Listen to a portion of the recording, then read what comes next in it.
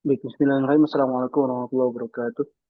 Alhamdulillah, wassalatu wassalamu ala rasulillah sayyidina Muhammadin ibn Abdullah wa ala alihi wa sahbihi wa mawala ba'du. Segera puji bagi Allah kita panjatkan karena berkat karunia kita masih bisa diberikan kesempatan untuk menjalani kehidupan yang mudah-mudahan beliau curahkan rahmatnya. Amin.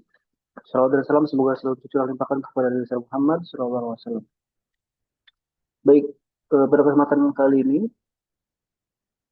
izinkan Fakir menjelaskan salah satu tema pelajaran bahasa Inggris yang telah kita pelajari, yaitu tentang main idea. Jadi sebelumnya yang saya hormati dosen pengampu Mr. Farid Afrizal MA. Semoga Allah berikan kesehatan, keberkahan umur dan panjang umur, amin amin ya rabbal alamin. Baik, main idea. Apa itu main idea? Main idea itu kalau kita kenal di bahasa Indonesia itu adalah sebagai ide utama atau gagasan pokok dalam suatu teks atau paragraf.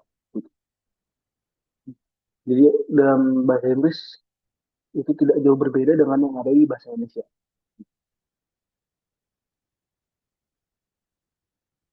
Introduction, perkenalan tentang main idea. The main idea is the central message or point of a paragraph.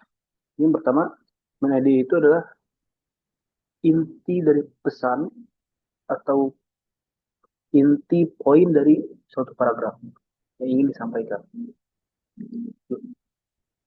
Lalu yang kedua, it helps readers understand the core subject of the text. Main idea ini berguna untuk membantu pembaca untuk menemukan inti atau pesan dari suatu teks. Lalu tidak hanya membantu, tapi juga main idea berguna untuk mastering main idea, identification, improve reading comprehension, and critical thinking skills. Dengan adanya main idea ini, kita uh, kita bisa lebih mengetahui isi dari teks dan juga meningkatkan critical thinking dan juga kemampuan membaca kita. Gitu. Itu gunanya dari main idea, membantu kita meningkatkan critical thinking kita dan kemampuan membaca. Gitu. Lalu yang berikutnya adalah definisi. Ya. Nah, definisi main idea. The main idea is the key point that the writer wants to convey. Main idea itu kunci poin dari penulis yang ingin disampaikan olehnya. Jadi pesan yang ingin disampaikan oleh penulis itu biasanya terkandung dalam main idea. Gitu. Terus, it can be explicitly stated in a topic sentence or implied through details. Main idea ini bisa tercantum atau bisa berada secara eksplisit, dia tampak, okay? Bisa juga dia implisit atau tidak tampak. Jadi bisa bisa jadi main idea tersurat, bisa juga tersirat, tergantung teks yang kita temui. Gitu. Lalu itu definisi dari main idea.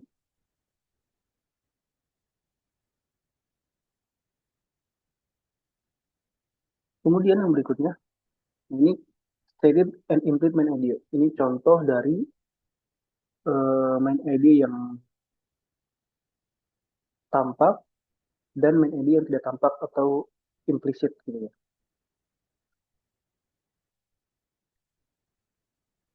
Yang pertama, stated main idea. Main idea yang terlihat atau tampak. Biasanya cirinya adalah ada kalimat utama yang jelas, clearly mentioned in a topic sentence. Example, contohnya adalah recycling helps reduce environmental pollution by decreasing waste in landfills. Itu main idea dari suatu teks gitu ya. Lalu yang berikutnya adalah yang kedua, implied main idea. Main idea yang terimplisit atau tidak tersurat dalam artian tersirat ya. Ini biasanya ada suatu paragraf yang menyampaikan data tentang uh, hujan ekstrim, banjir, kerusakan tanaman, gitu kan. Nah, lalu kita bisa simpulkan main idea-nya atau gagasan utamanya adalah gagasan pokoknya adalah perubahan iklim merugikan sektor pertanian misalnya. Seperti itu. Lalu ada karakteristik dari main idea. Yang pertama, clear and specific. Yang kedua, complete. Yang ketiga, supported by details. Yang pertama, clear and specific. Yaitu eh, dia tidak terlalu melebar, dalam artian dia spesifik kalimatnya. Membahas pada, merujuk pada satu tema. Lalu yang kedua, komplit. Dia utuh, tidak menggantung. Jadi main idea itu tidak bisa menggantung, bukan kalimat yang tidak utuh, bukan kalimat yang tidak sempurna, tapi harus berupa kalimat yang sempurna. Lalu yang ketiga, supported by details, gitu ya. Lalu yang berikutnya adalah bagaimana mengidentifikasi suatu main ID dalam teks. Yang pertama, kita bisa mempertanyakan kepada diri kita. Ask yourself. Tanyakan pada diri kita, what is the paragraph mostly about? Paragraf ini dominan menjelaskan tentang apa? Secara secara garis besarnya menjelaskan tentang apa? Biasanya suka, kalau misalnya kita sudah membaca satu paragraf, biasanya terbersih di pikiran kita, oh ini ngebahas soal tema ini. Nah, itu. Lalu, look for repeated ideas. Melihat satu kata atau satu ide yang selalu diulang-ulang. Kuncinya adalah diulang-ulang. Kalau misalkan ada di suatu paragraf ada kalimat atau ide yang terulang-ulang terus, maka bisa jadi itu kemungkinan adalah ide pokok dari paragraf tersebut. Lalu, cara yang terakhir untuk mengidentifikasi main idea adalah summarize in one sentence. Meringkas satu kalimat. Oke. Misalkan kita membuat judul mini dari satu paragraf, walaupun kita menemukan satu cerpen misalkan, di cerpen itu terdiri dari beberapa paragraf, masing-masing paragraf kita coba simulasi membuat tema atau judul terkait si paragraf tersebut. Judul, istilahnya judul mini untuk si satu paragraf tersebut guna mencari main idea tersebut. Ini contoh dari main idea. Kita bisa lihat. Ini contoh main idea yang tampak. Gitu. Exercising regularly helps maintain a healthy lifestyle. People who exercise daily are less likely to develop heart diseases. In addition, physical activity boosts mental health by reducing stress and anxiety. Therefore, regular exercises contribute to both physical and mental well-being. Biasanya, melodi itu terletak di awal kalimat atau di awal paragraf atau di akhir paragraf. Kalimat yang ada di awal paragraf atau di akhir paragraf. Nah, dari sini sudah tampak bahwa paragraf ini memiliki ide yang terdapat di awal paragraf. Exercising regularly helps maintain a healthy lifestyle. Latihan atau olahraga secara rutin itu membantu menjaga kesehatan gaya hidup seseorang. Gitu. Ini contoh dari yang tersurat atau tampak. Lalu ada yang implisit yang tidak tampak, di mana dia biasanya dilihat dengan dilala atau indikasi yang mengarah kepada main idea tersebut. Pertama, kita baca teksnya. Many people find it difficult to wake up early in the morning. They often feel tired and sluggish throughout the day. Studies show that lack of sleep reduces concentration and productivity. Some individuals even experience mood swings due to sleep deprivation.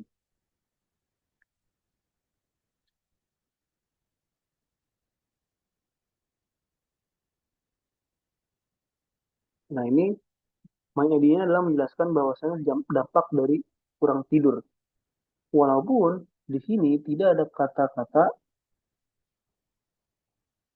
kurang tidur berdampak untuk apa misalkan, tapi kita bisa menyimpulkan bahwasanya ide gagasan dari paragraf ini adalah efek negatif dari kurang tidur. Gitu. Yang terakhir adalah kesimpulan atau conclusion. Yang pertama, the main idea is the central point of a paragraph.